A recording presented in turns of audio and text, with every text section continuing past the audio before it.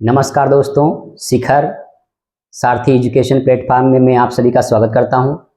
मैं आपके लिए वस्तुनिष्ठ प्रश्न लेके आया हूं हिंदी के। चलो सॉल्व करते हैं और देखते हैं आप कितने क्वेश्चन सही कर पाएंगे। ठीक है, क्वेश्चन नंबर पहला कह रहा है कि हिंदी वर्णमाला में वर्ण की संख्या कितनी होती है। हिंदी वर्णमाला में वर्णों की संख्या कितनी होती है। चलिए बात कर लेते हैं। हिंदी वर्णमाला में वर्ण की संख्या होती है कितनी? 52। कितनी होती है? 52। हिंदी वर्णमाला में कितने वर्ण होते हैं? 52। चलिए अब बात कर लेते हैं वर्णमाला। ये लिखा है वर्णमाला, ठीक है। तो वर्णमाला की परिभाषा क्या होती है? वर्णमाला की परिभाषा ठीक है, वर्णों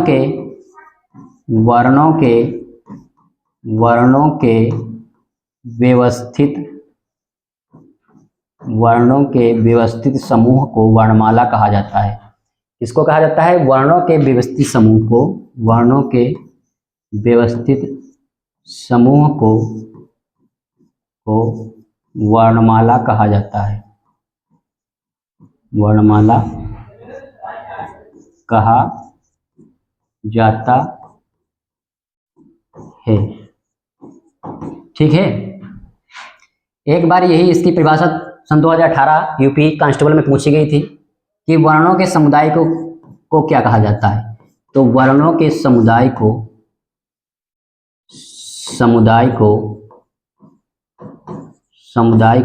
वर्णमाला कहा जाता है। वर्णों के समुदाय को वर्णमाला कहा जाता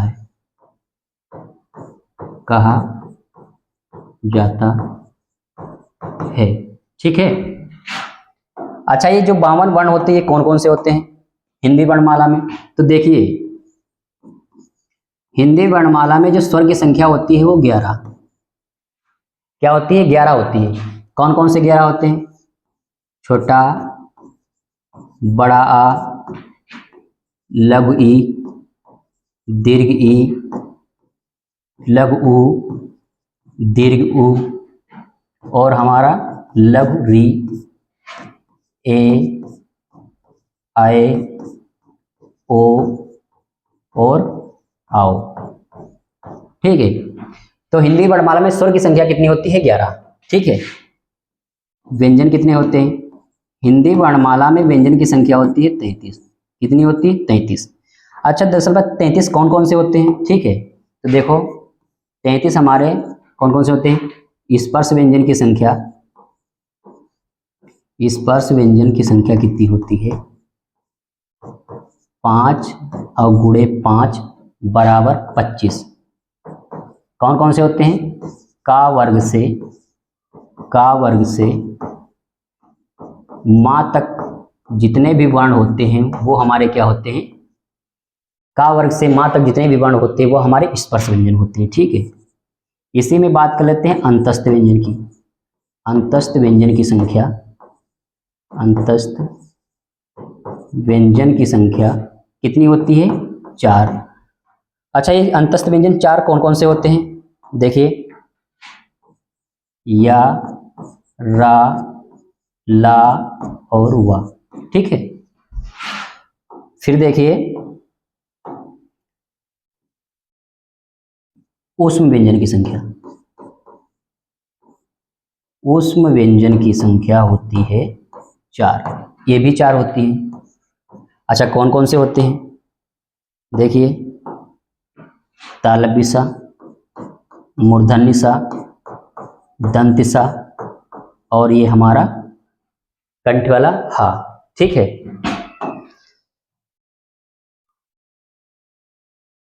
अब हम बात कर लेते हैं संयुक्त व्यंजन, ठीक है। संयुक्त व्यंजन की संख्या होती है 4।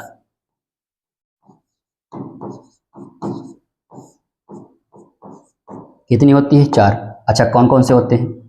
देखिए, छ, त्र, ज्ञ और स्र, ठीक है।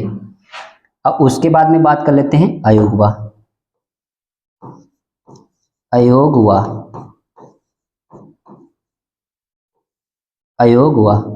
आ का मतलब होता है नहीं, योग का मतलब जुड़कर, वाह का मतलब वहन, जो जुड़कर वहन नहीं होते हैं। किनके साथ?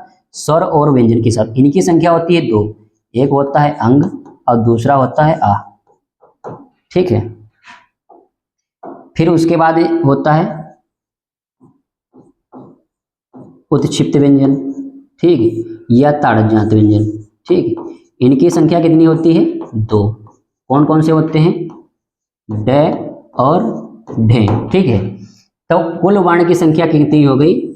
कुल वर्ण की संख्या हो गई, हिंदी वर्णमाला में कुल वर्ण होते हैं 52। ठीक है, आई होप आप समझ गए होंगे। ठीक है, हिंदी वर्णमाला में वर्ण की संख्या कितनी होती है? 52। परिभाषा क्या है? वर्णों के व्यवस्थित समूह को वर्णमाला कहा जाता है। ठीक है, हिंदी वर्णमाला में स्वर की संख्या होती है 11, व्यंजन की संख्या होती है 33, अंतस्थ व्यंजन की संख्या होती है 4 और उष्म व्यंजन की संख्या होती है 4। ठीक है, संयुक्त व्यंजन की संख्या 4 होती है, अयोगवाद 2 होते हैं और उत्क्षिप्त व्यंजन 2 होते हैं। चलिए क्वेश्चन नंबर दूसरा क्या कह रहा है? क्वेश्चन नंबर दूसरा कह रहा है कि घा का उच्चारण स्थान कौन सा है? घा का उच्चारण स्थान कौन सा है? ऑप्शन नंबर का कह रहा है मूर्धा, खा कह रहा है कंठ, ऑप्शन नंबर गा कह रहा है तालु और घा कह रहा है दंत। ठीक है, चलिए बात कर लेते हैं इसका ऑप्शन नंबर कौन सा सही होगा? कंठ। ठीक है, हम आपको एक फार्मूला बताते हैं। ठीक, उस फार्मूले में हम क्या करेंगे, देखिए, अकुह विसर्जन नाम कंठ, अकुह विसर्जन नाम कंठ। ठीक है, अगर किसी का भी आ जाएगा तो हम कर लेंगे। कैसे? देखिए, देखो आ का मतलब होता है छोटा आ। ठीक, और जहां छोटा आ होगा वहां बड़ा होगा। ठीक है, अब को का मतलब होता है का वर्ग। क्या होगा? का वर्ग। अच्छा, का वर्ग में कौन कौन से? का, खा, गा, घा और गा। ठीक है, और ये हमारा क्या होगा? हा। अब विसर्ग नाम मतलब विसर्ग। ठीक है, क्या होगा? विसर्ग। ठीक है, इन सब का उच्चारण स्थान क्या होगा? कंठ से होगा। क्या होगा? अकुह विसर्ग नाम कंठ। ठीक है, आ, बड़ा, का वर्ग, ठीक है, और हा और विसर्ग। ठीक है, ऑप्शन नंबर 1 है मूर्धा। ठीक है, तो हम इसका भी जान लेते हैं। ठीक है, क्या होता है? ऋतु रसानाम मूर्धा।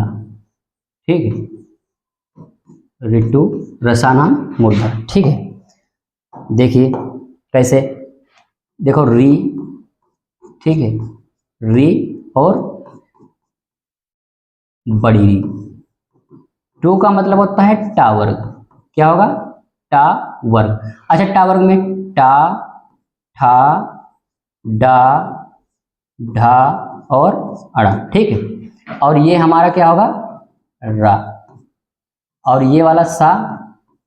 ठीक है, तो इन सब का उच्चारण स्थान क्या होगा? मूर्धा से होगा। ठीक है, फिर ऑप्शन नंबर सी कह रहा है तालव्य। ठीक है, तो देखिए इसका भी जान लेते हैं उच्चारण स्थान क्या होगा। अगर किसी का भी पूछा जाए तो हम आसानी पूर्वक कर सकते हैं। क्या कह रहा है? इच्चू यशानाम तालव्य तालु। ठीक है, ये हमें सूत्र याद कर लेना। अगर सूत्र पता है तो किसी का उच्चारण स्थान आ जाए तो हम आसानी पूर्वक कर सकते हैं। देखिए, ई और बड़ी, जहां छोटी बहन होगी वहां बड़ी बहन। ठीक है, चू का मतलब क्या होगा? चा वर्ग। ठीक है, अच्छा, चा वर्ग में कौन कौन से अक्षर आते हैं? चा, छा, जा, झा और या। ठीक है, और ये हमारा या, और ये वाला सा। ठीक है, तो इन सभी का उच्चारण स्थान क्या होगा? तालव्य से होगा। ठीक है, लास्ट कह रहा है दंत। चलिए दंत का देख लेते हैं। क्या लिखा है? लितु लसा नाम दंत, लितु लसा नाम दंत। ठीक है, देखिए, देखो री, ठीक है, और तू का मतलब होता है तावर्ग। ता वर्ग। तावर्ग में कौन कौन से अक्षर आते हैं? ता, था, दा, धा और ना। और ये हमारा क्या होगा, ला। और ये क्या होगा, सा। ठीक, अगर इनमें से किसी का भी पूछा जाए तो हम आसानी पूर्वक कर सकते हैं। ठीक है, तो ऑप्शन नंबर 20 राइट आंसर। ठीक है, चलिए क्वेश्चन नंबर 3 कह रहा है कि अल्प विराम चिन्ह कौन है। क्या कह रहा है, अल्प विराम चिन्ह कौन है। तो देखिए, देखते हैं कौन सा सही होगा इसमें। देखिए option number B, option number B right answer. ठीक है, लेकिन पहला क्या है, ये हमारा है अर्ध विराम। क्या है, अर्ध विराम। ठीक, कामता प्रसाद गुरु ने 20 विराम चिन्ह बताए हैं। विराम चिन्ह की संख्या 20 बताइए। अब इससे हम क्या कहते हैं, खड़ी पाई जिसे बोलते हैं, इसे कहते हैं पूर्ण विराम। क्या कहते हैं, पूर्ण विराम। ठीक है, अब इसे कहते हैं संबोधन या विस्मयादि बोधक। क्या कहते हैं, संबोधन या विस्मयादि बोधक चिन्ह। ठीक है, और ये हमारा जो चिन्ह होता है, ठीक है, इसे कहते हैं प्रश्नवाचक चिन्ह। क्या कहते हैं, प्रश्नवाचक चिन्ह। ये हमारा क्या होता है, योजक चिन्ह। क्या होता है, योजक चिन्ह। ठीक है, तो ऑप्शन नंबर 20 राइट आंसर। ठीक है, फिर कह रहा है स्वर संधि कितने प्रकार की होती है। क्वेश्चन नंबर 4 कह रहा है स्वर संधि कितने प्रकार की होती है। ऑप्शन नंबर ए 2 प्रकार की, ऑप्शन नंबर बी 3 प्रकार की, ऑप्शन नंबर सी 4 प्रकार की, ऑप्शन नंबर 5 5 प्रकार की। ठीक है, तो कितने प्रकार की होती है संधि। संधि होती है 3 प्रकार की, स्वर संधि, व्यंजन संधि और विसर्ग संधि। लेकिन पूछ रहा है स्वर संधि कितने प्रकार की होती है, वो 5 प्रकार की। कितने प्रकार की, 5 प्रकार की। देखते हैं कौन कौन सी होती है। देखो स्वर संधि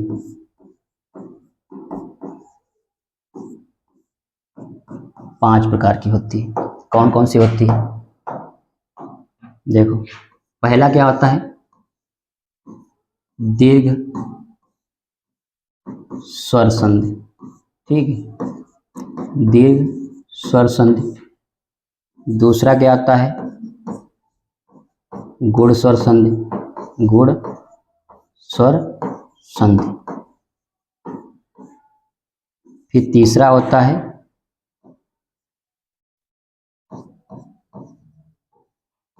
वृद्धि स्वर संधि। ठीक है, फिर चौथा क्या होता है, यड़ स्वर संधि।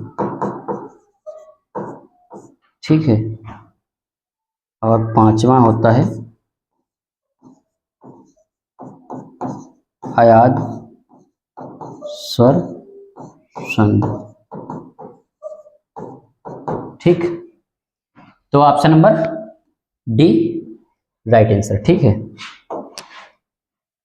फिर क्वेश्चन नंबर 5 कह रहा है मनोबल में कौन सी संधि होगी। ऑप्शन नंबर ए कह रहा है दीर्घ संधि, ऑप्शन नंबर बी कह रहा है स्वर संधि, ऑप्शन नंबर सी कह रहा है व्यंजन संधि, ऑप्शन नंबर डी कह रहा है विसर्ग संधि। तो इसका राइट आंसर क्या होगा, इसका राइट आंसर होगा विसर्ग संधि। ठीक है, हम आपको एक फार्मूला बताते हैं। ठीक है, उस फार्मूले से आप विसर्ग संधि, कोई भी विसर्ग संधि आ जाए तो हम आसानी पूर्वक कर सकते हैं। अगर कोई भी विसर्ग शब्द के बीच में अगर विसर्ग आ जाए तो हम विसर्ग का विसर्ग कर देंगे। ठीक है, अगर रेफ वाला आधारा मिल जाए ऊपर तो हम उसका विसर्ग कर देंगे। अगर तालव्य वाला सा मिल जाए आधा तो हम उसका विसर्ग कर देंगे। अगर मूर्धन्य वाला आधा सा आ जाए तो उसका हम विसर्ग कर देंगे। दंती वाला आधा सा मिल जाए तो उसका हम विसर्ग कर देंगे। और अव मिल जाए तो उसका हम क्या कर देंगे, विसर्ग कर देंगे। ठीक, इतना अगर हमें पता है तो विसर्ग संधि कोई भी आ जाए तो हम आसानी पूर्वक कर सकते हैं। देखिए हम एक एक उदाहरण बताते हैं आपको। जैसे लिखा है प्रातःकाल, क्या लिखा है, प्रातःकाल। अब प्रातःकाल में संधि पूछी गई, अब हमें पता नहीं है, लेकिन हमें क्या पता है कि विसर्ग का अगर हम विसर्ग कर देंगे, विसर्ग के स्थान पर हम सिर्फ विसर्ग लगाएंगे। देखिए अगर हम इसके स्थान पर विसर्ग लगा देंगे और ये क्या लिखा है, प्रातः और प्लस काल, तो कौन सी संधि हो गई, विसर्ग संधि। ठीक है, जैसे क्वेश्चन लिखा है निर्धन, क्या लिखा है, निर्धन, निर्धन लिखा है।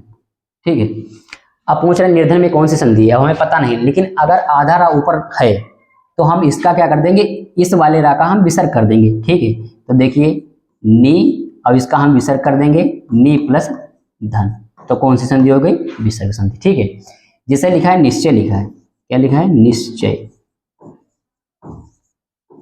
निश्चय। ठीक है, तो तालवी वाला सा आधा बना है। ठीक है, तो इसका हम क्या कर देंगे, विसर्ग कर देंगे। ठीक है, तो इसके स्थान पर हम विसर्ग कर देंगे, तो निधन चय, निधन चय। ठीक है, फिर उसके बाद में जिसे लिखा है निष्फल, निष्फल। ठीक है, अब ये क्या हुआ कि ये वाला मूर्धन्य वाला आधा सा है। अब कॉन्सेप्ट ये कहता है कि आधे से का हम विसर्ग कर देंगे। देखिए अगर हम यहाँ इसका विसर्ग कर देंगे तो निधन फल हो जाएगा। ठीक है, तो कौन सी संधि हो जाएगी, विसर्ग संधि। जैसे लिखा है निस्तेज, लिखा है निस्तेज। अब देखिए शब्द के बीच में क्या है, आधा सा, दंत वाला आधा सा है, तो इसका हम क्या कर देंगे, विसर्ग कर देंगे। ठीक है, तो इसके स्थान पे हम सिर्फ विसर्ग लगाएंगे, तो नी प्लस तेज। अगर कोई भी संधि आ जाए तो हम आसानी पूर्वक कर सकते हैं। ठीक है, जैसा लिखा है मनोविज्ञान। ठीक है, अब मनोविज्ञान में हमें संधि नहीं पता कौन सी है, लेकिन हमें पता है कि अगर अव के पाई आ जाए, अव दिख जाए कहीं पे, तो क्या होगा, विसर्ग हो। जैसे अगर हम इसको तोड़ के देखते हैं तो माँ और ना के नीचे हलन लगाए, यहाँ पे आ गया, और ये जो पाई लगाती है ओ बन गया, और ये लिखा है विज्ञान। ठीक है, अब क्या करना है, इस वाले को हम क्या करना है, इसका हम विसर्ग कर देंगे। देखिए अगर हम यहाँ अव का क्या कर देंगे, विसर्ग कर देंगे, तो यहाँ क्या कर दिए, इसको हम विसर्ग कर देंगे, तो मनाधन विज्ञान हो जाएगा। ठीक है, मनाधन विज्ञान हो जाएगा। अब इसका क्या हो जाएगा, मनोबल, जिसे लिखा है मनोबल। ठीक है, तो मनाधन बल हो जाएगा, क्या हो जाएगा, मनाधन बल हो जाएगा। ठीक है, तो आई होप आप समझ गए होंगे। Option number D is right answer. ठीक है, चलिए क्वेश्चन नंबर 6 कह रहा है समास कितने प्रकार के होते हैं, समास कितने प्रकार के होते हैं। ठीक है, समास के बारे में जान लेते हैं। समास होते हैं हमारे 6 प्रकार के। कितने प्रकार के होते हैं, 6 प्रकार के। ठीक है, समास जो होते हैं 6 प्रकार के होते हैं। देखिए हम समास के बारे में थोड़ी सी जानकारी ले लेते हैं। शब्द संरचना क्या होती है, शब्द संरचना क्या होती है, समधनास, समधनास। ठीक है, अच्छा इसका विलोम क्या होता है, इसका समास का हम विलोम भी जान लेते हैं। ठीक है, इसका विलोम होता है व्यास। क्या होता है, व्यास। समास का विलोम क्या होता है, व्यास होता है। अच्छा हम परिभाषा क्या होती है, समास की परिभाषा, परिभाषा लिखते हैं। परिभाषा क्या होती है, दो पदों के मेल को, दो पदों के मेल को क्या कहते हैं, समास कहते हैं, समास कहते हैं। ठीक है, अब कह रहा प्रकार कितने होते हैं, तो समास होते हैं 6 प्रकार के। समास जो होते हैं वो कितने प्रकार के होते हैं, 6 प्रकार के। देखिए पहला क्या होगा, अविभाव समास, अविभाव समास। इसका पहला पद या तो अव्यय होगा या तो निपात होगा। ठीक है, कोई एक होगा। ठीक है, समास जैसे लिखा है प्रतिदिन, उदाहरण क्या होगा, प्रतिदिन, प्रति उपसर्ग है, अब दिन हमारा एक शब्द है। ठीक है, फिर बात कर लेते हैं दूसरा क्या होगा, द्विगु समास। पहला पद क्या होगा, संख्यावाची, द्विगु समास। ठीक, जैसे लिखा है चौराहा, क्या लिखा है,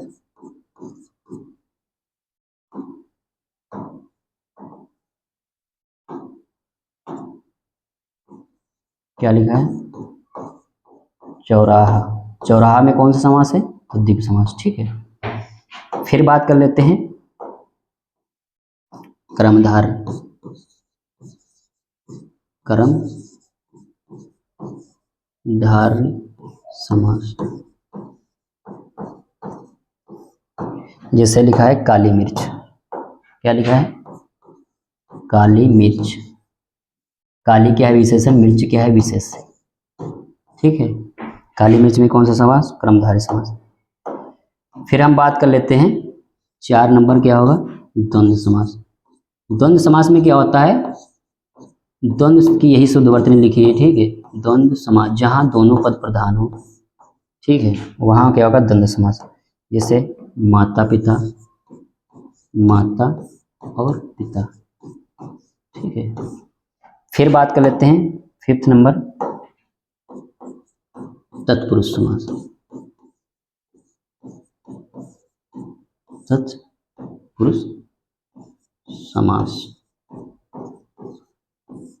समास, इसका उदाहरण क्या लिखते हैं? रसोई घर,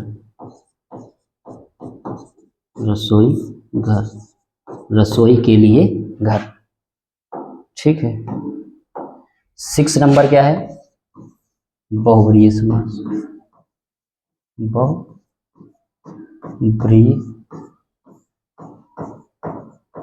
समास, ठीक है। इसका क्या होगा?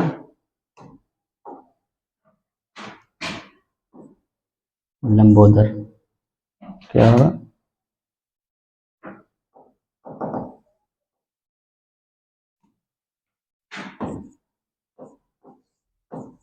लंबा है जिसका उदर, लंबोदर, ठीक है। तो समास कितने प्रकार के होते हैं? 6 प्रकार के। फिर बात कर लेते हैं, क्वेश्चन नंबर 7 कह रहा है कारक कितने प्रकार के होते हैं, ठीक है।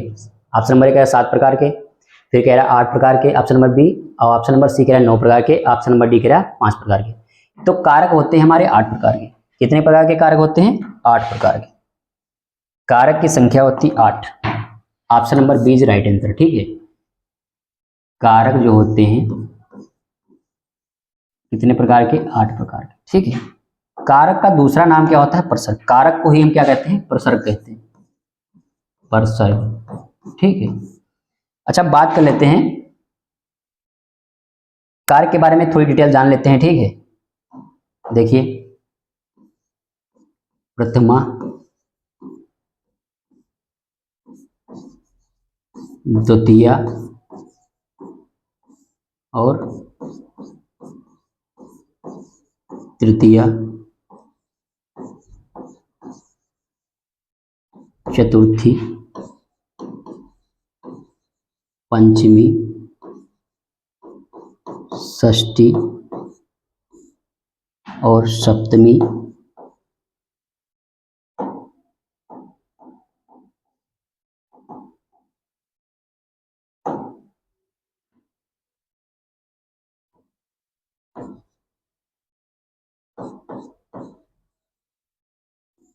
और फिर प्रथम, ठीक। देखिए, ये होता हमारा कर्ता, ये हमारा होता है कर्म, ठीक। ये हमारा होता है करण, और ये हमारा होता है चतुर्थी होती है संप्रदान, ठीक है। पंचमी होती है अपादान, अपादान। ये होता है संबंध, षष्ठी होती है संबंध कारक, ठीक है। और सप्तमी होती है अधिकरण, अधिकरण कारक, ठीक है। अब प्रथमा में क्या होता है? संबोधन। प्रथमा में विभक्ति पूछी जाए तो प्रथमा विभक्ति होती है। अगर कारक की संख्या पूछी जाए तो 8, अगर पूछा जाए विभक्तियों की संख्या, ठीक है, अगर विभक्ति पूछी जाए, विभक्ति, विभक्ति कितनी होती है? 7। अगर कारक की संख्या पूछी जाए तो 8, ठीक है, अगर विभक्ति पूछी जाए तो 7, ठीक है। अब हम बात कर लेते हैं कर्ता, ये होता है ने, इसकी कारक चिन्हता को, इसका होता है से, के, द्वारा, साधन, संप्रदान के लिए अपादान से अलग, ठीक है। और संबंध क्या होगा, का, की, के, रा, री, रे। यहाँ से यूपी कांस्टेबल में क्वेश्चन हर साल आते हैं, ठीक है, में और पर, ठीक। और संबोधन में क्या होगा, हे, अरे, अगर कुछ ना ध्यान रहे तो विस्मयादिबोधक चिन्ह लगा होगा, ठीक है।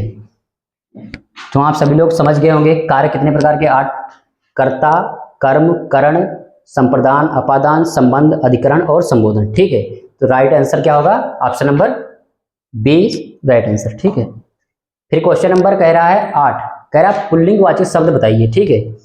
पुल्लिंग वाचक शब्द आपको बताना है, ठीक है। तो देखिए हम आपको सबसे बढ़िया एक ट्रिक बताते हैं, ठीक। देखिए अगर कोई शब्द पुल्लिंग दिया हो, क्या दिया हो, पुल्लिंग, ठीक है। अगर कोई शब्द पुल्लिंग दिया है तो हम लास्ट में कैसा लगाएंगे, ठीक है, क्या लगाएंगे, कैसा है, ठीक है। अगर कोई शब्द स्त्रीलिंग दिया हो, ठीक है, तो हम लगाएंगे कैसी है, क्या लगाएंगे, कैसी है, ठीक है। देखिए कैमरा कैसा है, ठीक है, तो कैमरा कैसा है मतलब एक प्रकार से वाक्य बन रहा है, सेंटेंस सही बन रहा है ना, कैमरा कैसा है। पायल कैसा नहीं, पायल कैसी है, ठीक है। तो ऑप्शन नंबर बी गलत होगा क्योंकि ये स्त्रीलिंग है, ठीक है। प्लेट कैसी है, ये भी हमारा स्त्रीलिंग है। तलवार कैसी है, ये हमारे जो तीनों होंगे ये हमारे क्या होंगे, ये हमारे सभी स्त्रीलिंग, ठीक है। तो option number A is right answer, ठीक है। आई होप आप समझ गए। अगर आपको सेशन अच्छा लगे तो लाइक करिए, सब्सक्राइब करिए, बेल आइकन को दबाइए, जिससे हमारा सबसे पहले वीडियो आप तक पहुंचे, ठीक है। फिर क्वेश्चन नंबर 9 कह रहा है उपसर्ग किसे कहते हैं। उपसर्ग को कहते हैं, क्या कहते हैं, उपसर्ग हमारे क्या होते हैं, शब्दांश होते हैं, क्या होते हैं, शब्दांश। Option number A is right answer, ठीक है। उपसर्ग कहाँ लगते हैं, उपसर्ग शब्द के पहले लगते हैं। फिर क्वेश्चन नंबर 10 कह रहा है वाच्य कितने प्रकार के होते हैं, वाच्य कितने प्रकार के, वॉइस, ठीक है। वाच्य हमारे होते हैं कितने प्रकार के, 3 प्रकार के, कितने प्रकार के वो होते हैं, 3 प्रकार के। Option number B is right answer. वाच्य कितने प्रकार के, 3 प्रकार, कौन कौन से, एक होता है कृत्यवाच्य, क्या होगा, कृत्यवाच्य,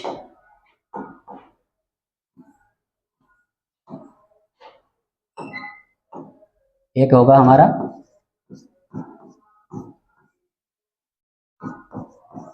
कृत्यवाच्य, ठीक है।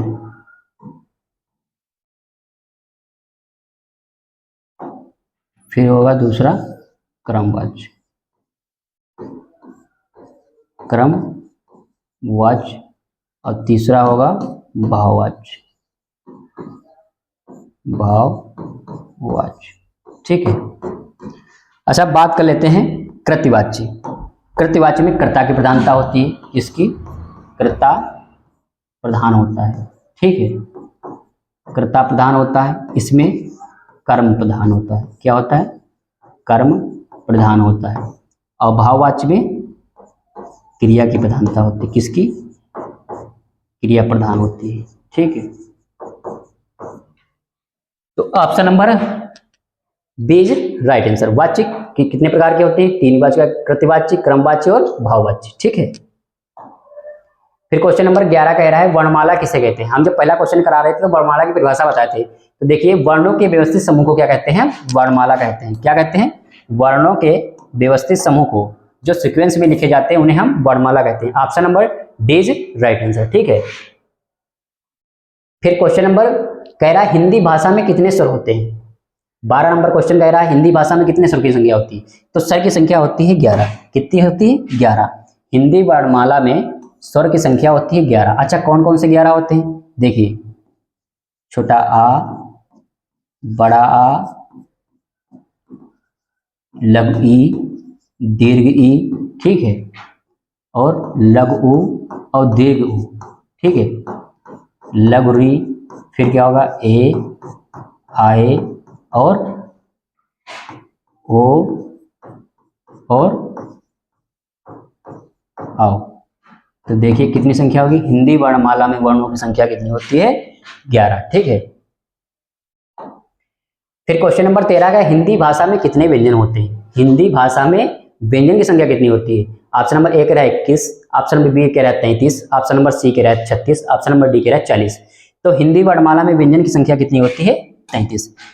कितनी होती है? B is right answer. अच्छा ठीक है, लेकिन व्यंजन 33 कौन कौन से होते हैं? तो देखिए हम आपको एक बार पूरे व्यंजन दिखा देते हैं। ठीक है, देखिए पहला क्या होता है, का वर्ग। ठीक है, का वर्ग। एक होता है हमारा चा वर्ग। ठीक है, और एक होता है हमारा टा वर्ग। ठीक है, अब एक होता है हमारा ता वर्ग, अब ये हमारा क्या होता है, पा वर्ग। ठीक है, देखिए का, खा, गा, घा और गा। ठीक है, जा, छा, जा, झा और या। ठीक है, ये देखो टा, ठा, डा, ढा और अड़ा।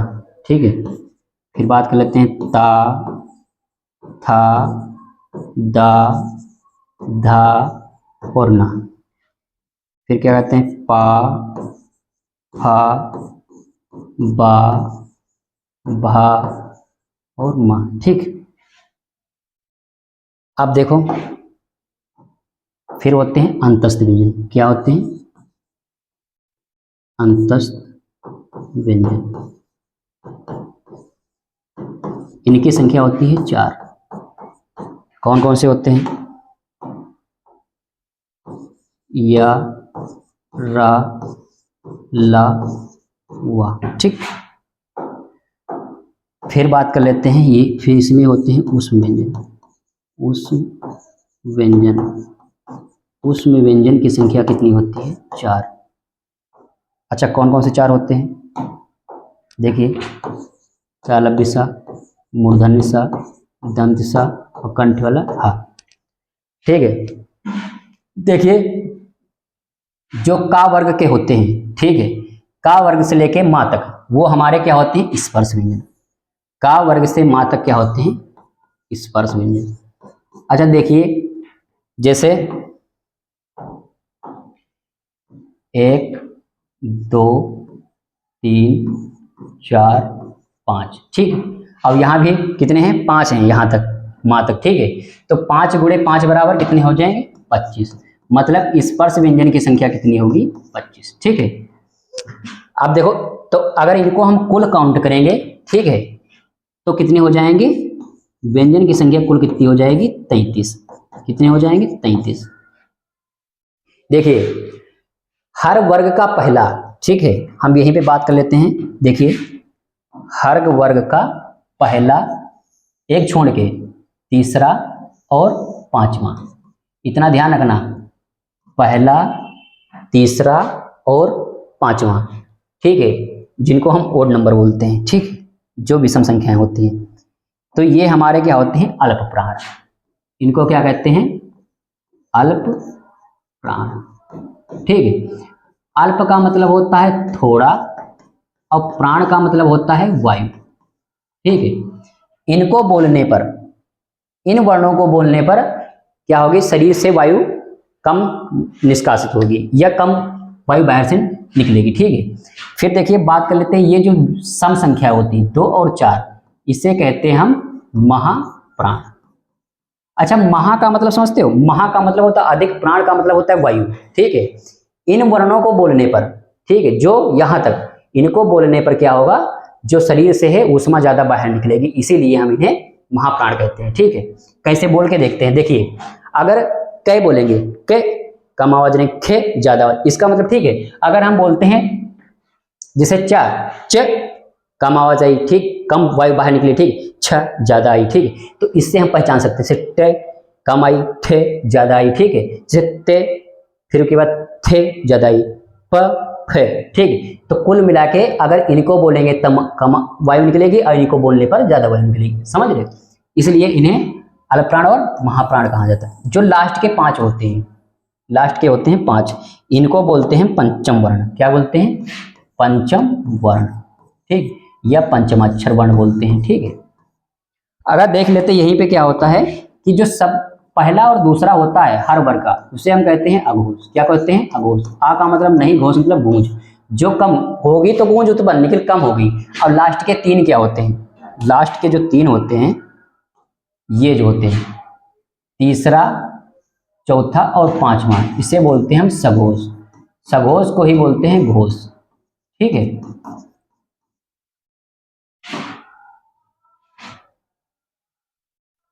चलिए आप समझ गए होंगे कौन सा ऑप्शन सही था। Option number B is right answer, ठीक है। कह रहा है निम्नलिखित में से व्यंजन में से कौन सा व्यंजन का उच्चारण तालु से होता है, ठीक है। तालु से कौन सा बोला जाता है, ठीक है। तो आपको अभी हम एक फार्मूला बताए थे, अकुह विसर्णाम कंठ। अकुह विसर्णाम कंठ, ठीक है। जब अकुह विसर्णाम कंठ, तो ये तो हमारा किससे बोला जाएगा? कंठ से, ठीक है। ये हमारा कंठ से बोला जाएगा। ऋतु रसानाम मूर्धा, तो ये क्या बोला जाएगा? मूर्धा से, ठीक है। अब उसके बाद में ये जो होता है इचु ऐसा नाम तालु, ये हमारा किससे बोला जाएगा? तालु से, ठीक है। और ये होता है उपधानी ओष्टु, ठीक है। तो ये हमारा ओट से बोला जाएगा, ठीक है। तो इसका राइट आंसर क्या होगा? Option number C is right answer, ठीक है। फिर क्वेश्चन नंबर 15 का निम्नलिखित में से संयुक्त व्यंजन कौन सा नहीं है। अगर कोई भी क्वेश्चन में नहीं दिया है तो उसको हम पहले गोला कर लेंगे, ठीक है, तब उसका हम आंसर देंगे। क्वेश्चन देखो, या जो होता है, या देखिए, या जो हमारा ये होता है, ये हमारा क्या होता है? अंतस्थ व्यंजन। क्या होता है? अंतस्थ व्यंजन। इसका उच्चारण स्थान क्या होता है? तालु, ठीक है। ये बात ध्यान रखना है, ठीक है। देखिए छ होता है, ये कै और मूर्धन्य वाले से मिलके बनता है, ठीक है। और जो त्रा होता है ता प्लस रा से मिलके बनता है, ठीक है। और क्या होता है? जा प्लस या से मिलके बनता है। ये यूपी कांस्टेबल में बहुत ज्यादा पूछा जाता है। फिलहाल कोई भी कॉम्पिटिटिव एग्जाम अगर देते हैं, अगर हिंदी पूछी जाती है तो 100% है कि हिंदी यहीं से आएगी, ठीक है। तो option number A is right answer, ठीक है। क्वेश्चन नंबर कह रहा है निम्नलिखित में से 16 कह रहा है निम्नलिखित में से चिन्हों में पूर्ण विराम कौन सा चिन्ह है, ठीक है। पूर्ण विराम को पहचानिए, ठीक है। तो देखिए, इसे हम क्या कहते हैं? पूर्ण विराम। Option number is the right answer. इसे क्या कहते हैं हम? पूर्ण विराम, ठीक है। पूर्ण विराम। इसे क्या कहते हैं? अर्ध विराम। क्या कहते हैं? अर्ध विराम, अर्ध विराम। और इसे कहते हैं हम योजक चिन्ह। क्या कहते हैं हम? योजक चिन्ह, ठीक है। योजक चिन्ह, ठीक है। और इसे कहते हैं प्रश्नवाचक चिन्ह। प्रश्नवाचक चिन्ह, ठीक। तो कामता प्रसाद गुरु ने 20 विराम चिन्ह। तो option number A is right answer, ठीक है। फिर क्वेश्चन नंबर 17 कह रहा है संधि के कितने भेद होते हैं, ठीक है। तो संधि के बारे में यहां थोड़ा जान लेते हैं। संधि, संधि दो वर्णों के मेल को, दो निकटवर्ती वर्णों के मेल को, दो वर्णों के मेल को संधि कहते हैं। क्या कहते हैं? संधि कहते हैं, ठीक है। देखिए, जैसे लिखा है विद्यालय, क्या लिखा है? विद्याधन आलय, लिखा है विद्याधन आलय। तो संधि कहाँ होती है? पहले पद का अंतिम वर्ण और दूसरे पद का पहला वर्ण जब योग करता है तो वहां पे संधि होती है। पहले पद का अंतिम वर्ण और दूसरे पद का पहला वर्ण अगर जब योग करेगा तब संधि होगी। तो देखिए, विद्या, जब यहाँ आलन लगाएंगे तो ये आ जाएगा और ये बड़ा की मात्रा के प्लस का चिन्ह और ये लिखा आलय, ठीक है। अब क्या हुआ कि अगर आ और बड़ा आ जब मिलेगा तो क्या बनेगा? बड़ा आ ही बनेगा ना। तो इसका मतलब किसमें बनता है? ये दीर्घ संधि में बनता है। स्वर संधि का पहला भाग जो होता है दीर्घ संधि, उसमें ये बनता है। अब क्या हुआ, इसको हम ऐसे जोड़ देंगे, ठीक है। अब इसको हम जोड़ते हैं, देखो ये वाला जब इसमें आ जाएगा, ठीक है, तब यह हमारा पूरा हो जाएगा, ठीक है। अब क्या हुआ, जब यह पूरा, ये मात्रा लगा दी और ये लय, तो क्या बन गया, विद्यालय। अब विद्यालय की शुद्ध वर्तनी यही होती है, ठीक है। अब संधि का विलोम क्या होता है, विलोम, विलोम के बारे में भी जान लेते हैं। संधि का विलोम होता है हमारा विग्रह। अगर विग्रह ना दिया हो तो एक विलोम होता है विच्छेद, ठीक है। तो इसके मतलब दो विलोम भी हो सकते हैं, ठीक है। अब संधि के क्या पूछ रहा है, संधि के कितने भेद होते हैं, तीन भेद होते हैं। कितने होते हैं, तीन। संधि के भेद होते हैं तीन। देखिए कौन कौन से होते हैं। एक होता है स्वर संधि, स्वर संधि, ठीक है। और दूसरा होता है व्यंजन संधि, व्यंजन संधि। और तीसरा होता है विसर्ग संधि, विसर्ग संधि, ठीक है। तो option number B is right answer, ठीक है। फिर कह रहा है कि 18 नंबर कह रहा है कि समास का अर्थ क्या होगा। समास का अर्थ होता है संक्षेप। क्या होता है, संक्षेप। Option number A is right answer. क्या होगा, समास का अर्थ होता है संक्षेप, ठीक है। फिर क्वेश्चन नंबर कह रहा है निम्नलिखित, 19 नंबर कह रहा है निम्नलिखित में से कौन सा शब्द पुल्लिंग है। हमें पुल्लिंग पहचानना है, तो हमने एक ट्रिक बताई थी, कैसा है और कैसी है लगा के बजाय।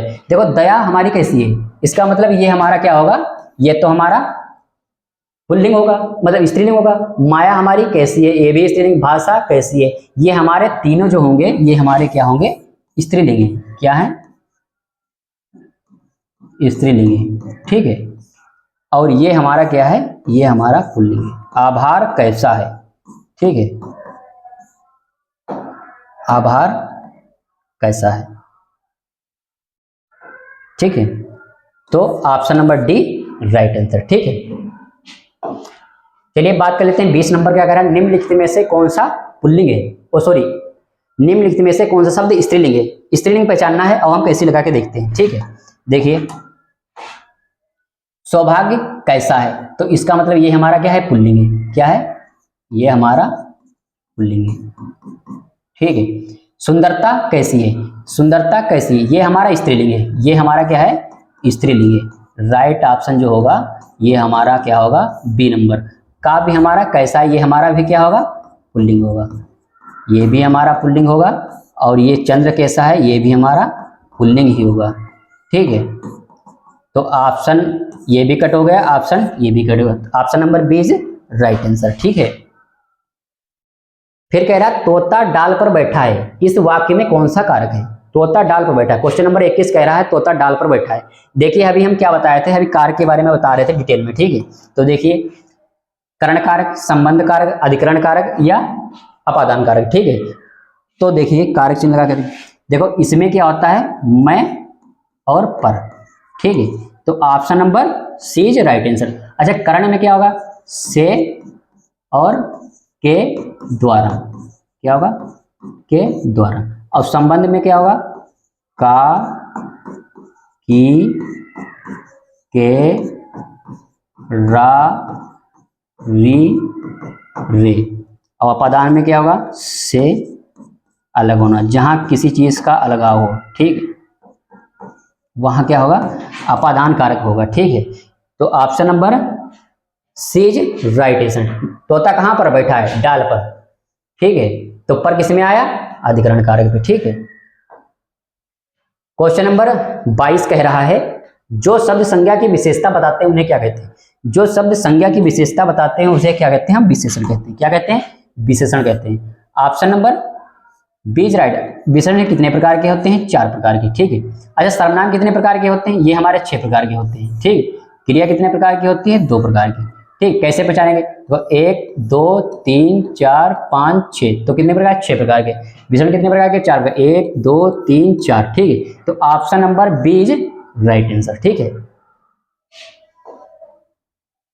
देखिए क्वेश्चन नंबर 23 कह रहा मुझसे खड़ा भी नहीं हुआ जाता, मुझसे खड़ा भी नहीं हुआ जाता।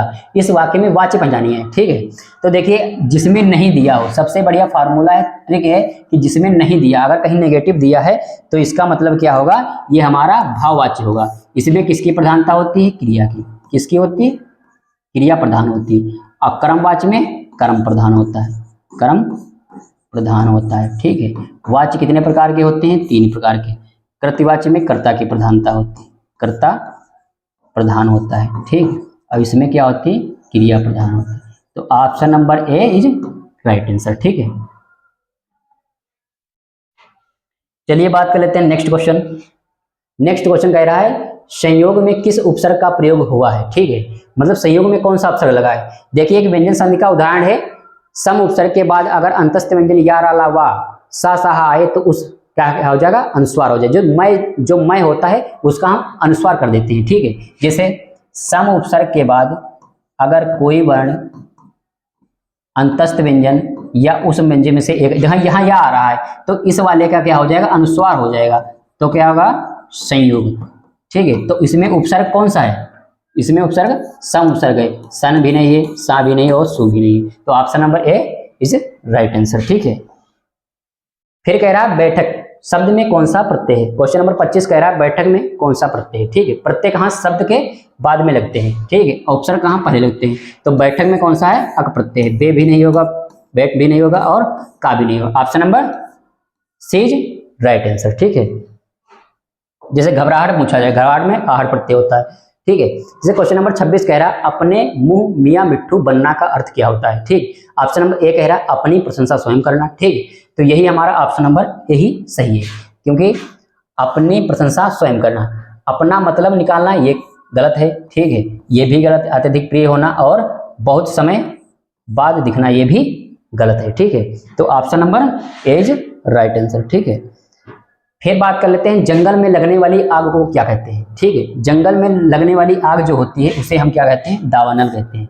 जंगल में लगने वाली आग को दावानल कहते हैं। और पेट में लगने वाली आग को क्या कहते हैं, पेट में लगने वाली आग, वाली आग, ठीक है, उसे कहते हैं जेठान। अब बड़वान जो समुद्र में लगती है, कहाँ लगती है, समुद्र में लगने वाली आग।